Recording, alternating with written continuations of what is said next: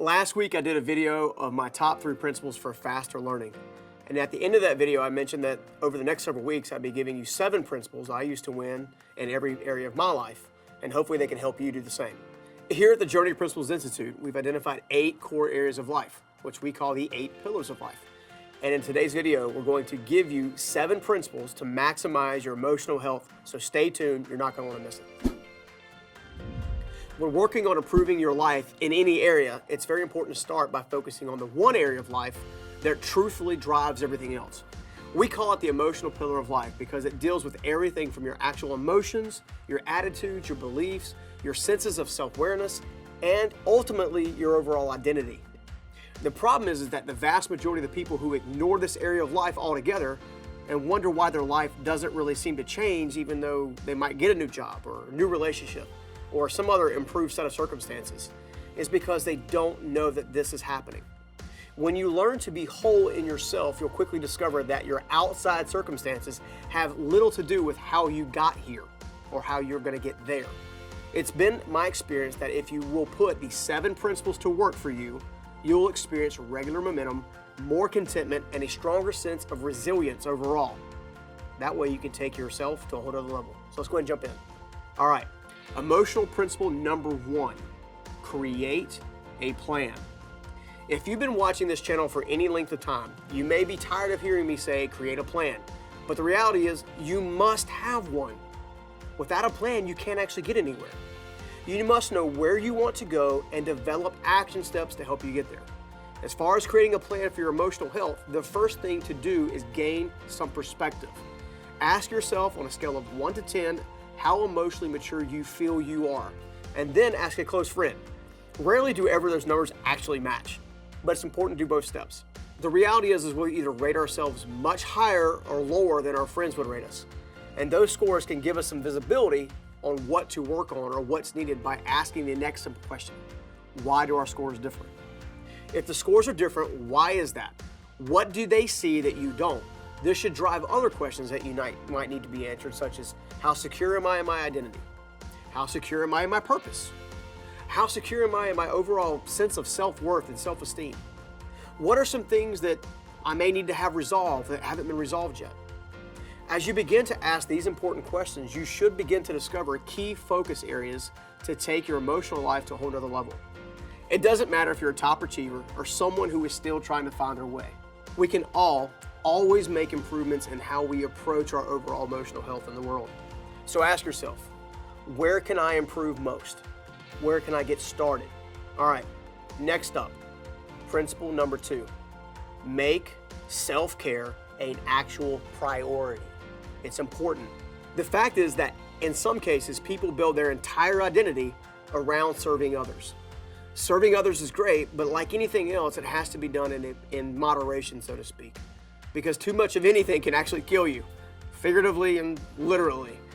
And if you're finding yourself getting taken advantage of on a regular basis, just like I used to do, it's likely because you're not putting your physical and emotional needs first, which means you probably have broken or non-existent boundaries altogether, and that's just not good. Do something every day that helps strengthen your mind, your body, and your soul. Give and serve when you have the emotional and the resourceful energy to do so.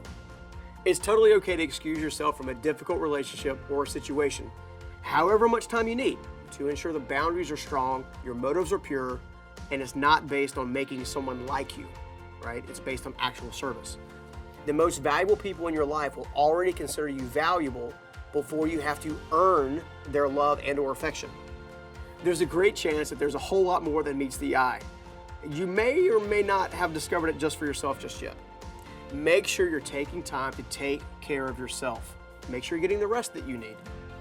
And building on principle 2, we have next up principle 3. Raise your overall sense of self-awareness. Being self-aware is far more than just opening your eyes and observing the life around you. When I say self-aware, what I mean is getting crystal clear on your gifts, your passions, your purpose, your strengths, possible blind spot, your natural values, some of your natural tendencies, potential negative triggers, communication roadblocks, and things like that. You want to get crystal clear on who you are and how you're made. The reason raising your self-awareness is a priority is because it is a pursuit that takes time to develop. And it will only develop with the time and energy you put into it. There's no one and done here. Instead, it's work you do on the inside of yourself to better yourself and increase your overall opportunities and emotional health. Which leads us to principle number 4. Operate in your gifts and talents. Look, nothing can be more frustrating than trying to force yourself into a box, especially when you're solely based on someone else's expectations of you. That is called control. If you're a natural builder, then build. If you're a natural painter, then paint. I personally try to operate my sweet spot when I'm sharing, teaching, and molding big visions into reality. I'm not great with details, and I don't try to make believe that I am. There are others who are very gifted in the very things that I truthfully hate doing. And the crazy part is, they're passionate about doing it as well. We all have different gifts and talents. Once you're clear on your gifts and talents, you need to use them over and over, building muscle memory. And simply do your best to let someone more qualified do the things that you're not good at, like I do. Like I suck at editing. When we work with people, many of them are trying to be something they were never created to be, which is why their lives are so full of dissatisfaction, frustration, and pain, and they end up discouraged. Instead of wasting decades being something you're not, why not become the best version of your uniquely gifted self and make your impact? Doing this allows you to develop the next principle, which we call principle number 5. Grow in your confidence. Confidence grows as little wins compound. These wins give you confidence because you're becoming more and more authentic to who you actually are at your core. As your confidence grows, so do your positive attitudes, emotional beliefs, your emotional intelligence, and before long, you're healthy and emotionally sound, ready to take on the day. All right, next up.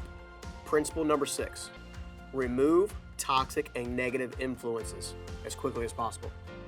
Here's the thing, you can do amazing work on yourself and start to build confidence. But much like a weed tries to choke out a healthy plant, bad influences and situations can stop your newfound growth in its tracks. Avoid putting yourself in places where bad people or bad things can negatively impact your overall growth and trajectory. Instead, be intentional about where you spend your time and who you spend it with. And make darn sure it's adding value to your life. And if it's not, get rid of it. Principle number 7. Make time for weekly replenishment and rest. Replenishment is vital to health, especially in the mind, the body, and the soul. If you're tired, you're just not going to act right. Give yourself at least one day a week to wake up when you want and do the things that add, a charge to your battery, so to speak. For some people, this could be hitting the gym. For others, it may be going for a walk in nature. And still others might be actually enjoying a good book. Whatever it is for you, make sure it's important. And make sure you allow yourself to decompress and get centered routinely. So pick a day every week and make that day a priority for you. Self-care. I'm confident that if you'll follow these 7 principles, your emotional health will skyrocket. And it'll give you a solid foundation to build on the other areas of your life because you'll be emotionally healthy and whole. Remember, taking care of your emotional health first will allow you to make much further progress faster in every other area of your life. Over the next several weeks, I'll be diving into each of the 8 pillars of life and giving you 7 principles for every area. Next week, I'll be going over 7 principles to help you master your physical health. So you don't want to miss that.